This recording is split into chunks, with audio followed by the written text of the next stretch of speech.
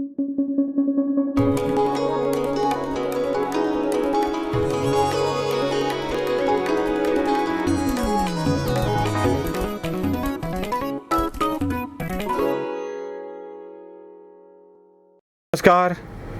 पदवीधर मतदारसंघाची निवडणूक अखेर चालू झाली.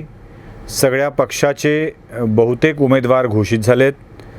भाजपनेही आज आपला उमेदवार घोषित केला आहे. राष्ट्रवादीचा उमेदवार नक्की आहे.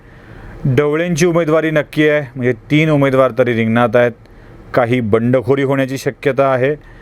या पार्श्वभूमीवर भाजपनं उमेदवार घोषित केल्यानंतर जी स्थिती निर्माण झाली आहे त्या स्थितीवर आपण भाष्य करण्यासाठी आलेलो आहोत.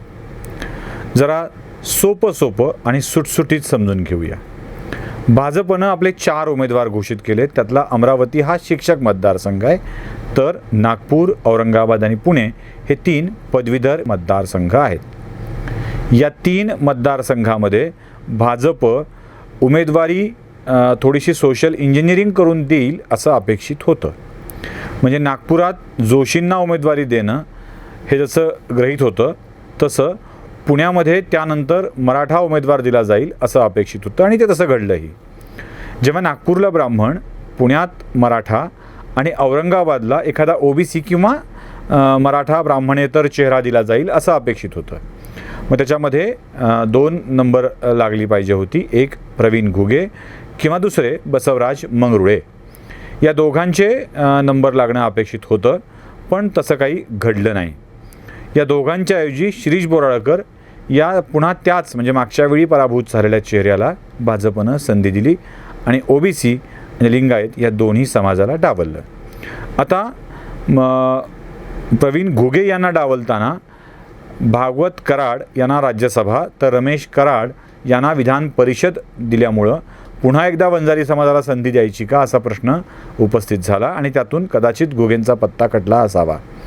पण घुगे हे काही असे येणं जाणं करणारे किंवा पक्ष बदलणारे अशा स्वरूपाचे नाहीत.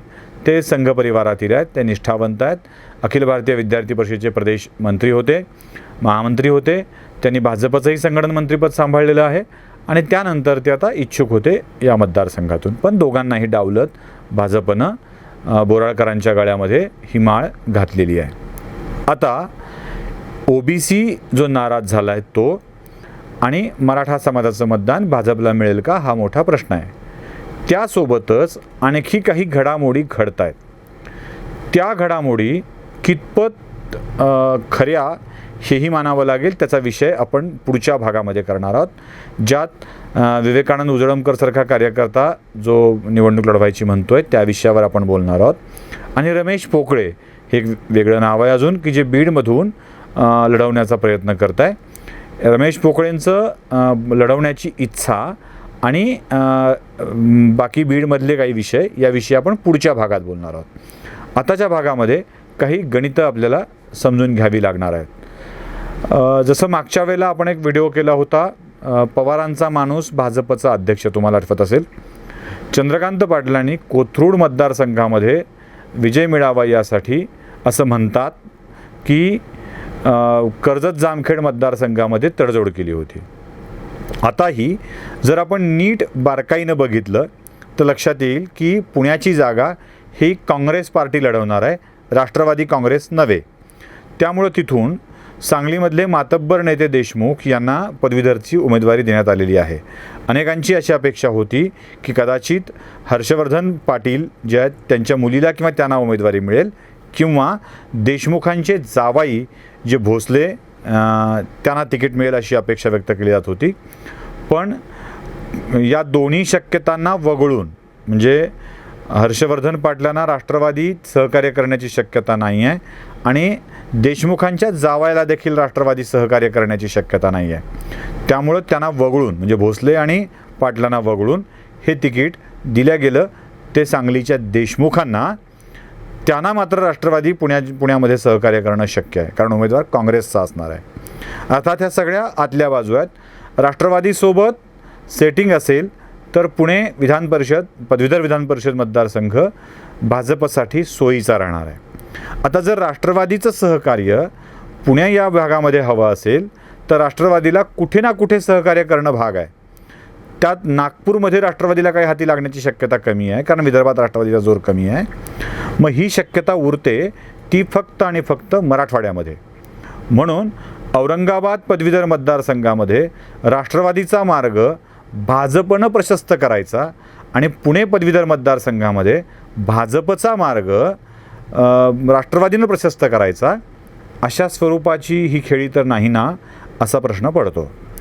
तिकडे चंद्रकांत पाटलांच्या भागामध्ये, म्हणजे त्यांच्या प्रभाव क्षेत्रामध्ये, पुणे हा त्यांचा मतदारसंघ कोथरूड आणि कोल्हापूर हा त्यांचा मूळ जिल्हा, त्या भागामध्ये राष्ट्रवादीनं काँग्रेसच्या उमेदवाराच्या विरोधामध्ये छुप्या स्वरूपाचं सहकार्य भाजपच्या उमेदवाराला करावं आणि इकडे भाजपनं दुबळा उमेदवार देऊन राष्ट्रवादीच्या चव्हाणांचा मार्ग प्रशस्त करावा, अशा स्वरूपाची ही खेळी असल्याचं देखील काही राजकीय तज्ज्ञ मंडळी बोलत आहेत. यात अनालायझरचा अजून दावा असा नाही आहे, पण जे काही काणी येतं आहे ते तुमच्या कानावर घालण्यासाठीच आपण स्पेशली ही माहिती देत आहोत.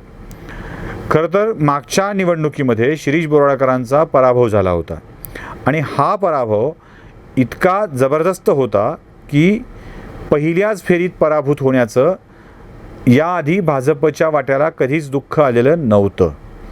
श्रीकांत जोशी आमदार झाले, त्यापूर्वी जयसिंगराव गायकवाड पाटील आमदार होते, त्यांचाही पराभव झाला होता, श्रीकांत जोशींचाही पराभव झाला होता, निंबाळकरांचाही पराभव झाला होता. पण या मतदारसंघात पहिल्याच फेरीत गारद होण्याची नामुष्की भाजपच्या उमेदवारावर कधीच आलेली नव्हती. ती नामुष्की आता शिरीष बोराळकरांच्या रूपानं निवडणुकीमध्ये आलेली होती. शिरीष बोराळकर हे पहिल्याच फेरीत पराभूत झाले होते. त्यावेळेला मोदी लाट होती आणि सगळ्यात महत्त्वाची गोष्ट म्हणजे गोपीनाथ मुंडे यांचा त्याच काळामध्ये मृत्यू झालेला होता, त्याची सहानुभूतीही मोठ्या प्रमाणावर होती. दोन्हीचा फायदा न उचलता बोराळकरांना त्यात पराभव पत्करावा लागला होता. अशी स्थिती असतानाही परत एकदा शिरीष, परत एकदा सतीश अशी लढाई ही कुठल्या तरी तडजोडीकडं बोट दाखवते आहे, एवढं मात्र नक्की आहे. आता ही तडजोड खरंच घडली असेल तर भाजपनं मराठवाड्यातला पराभव वाट्याला घेतला आहे असं म्हणावं लागेल. कारण आज तरी म्हणजे आत्ता जी मंडळी आहेत त्यांना शिरीष बोराळकरांच्या विषयी फार आस्था असण्याचं कारण नाही आहे. आणि आश्चर्याची गोष्ट अशी की उमेदवारी नक्की झाल्याबरोबर शिरीष बोराळकरांनी आभाराचं एक जाहिरात तयार केली ग्राफिक्सवरती आणि ती आपल्या फेसबुकवर पोस्ट केली. आता ही जाहिरात गोंधळानंतर लगेच काढून टाकण्यात आली आणि ती जाहिरातीत काय होतं तर प्रचार प्रमुख जे आहेत मराठवाड्याचे संभाजी पाटील निलंगेकर त्यांचं छायाचित्र नव्हतं आणि माजी मंत्री बबनराव लोणीकर यांचंही छायाचित्र नव्हतं. आता बोराळकरांच्या जाहिरातीत दोन मातब्बर नेत्याचे छायाचित्र नसणं हे जाणीवपूर्वक घडलं होतं का, हाही खरा प्रश्न आहे. जेव्हा रमेश पोकळेंच्या विषयामध्ये आपण अधिकचा व्हिडिओ करणार आहोत तेव्हा हे स्पष्टपणे बोलणार आहोत की का असं होतं आहे की रमेश पोकळेंचा पत्ता कट झाला त्यावेळेला ज्या वेळेला झाला आहे त्या वेळेला श्रीकांत जोशी, शिरीष बोराळकर, सतीश पत्की आणि पुन्हा शिरीष बोराळकर अशी नावं आहेत. हेच शिरीष बोराळकर प्रत्येक वेळेला जेव्हा चुकतात तेव्हा आता दोन नावं चुकलीत.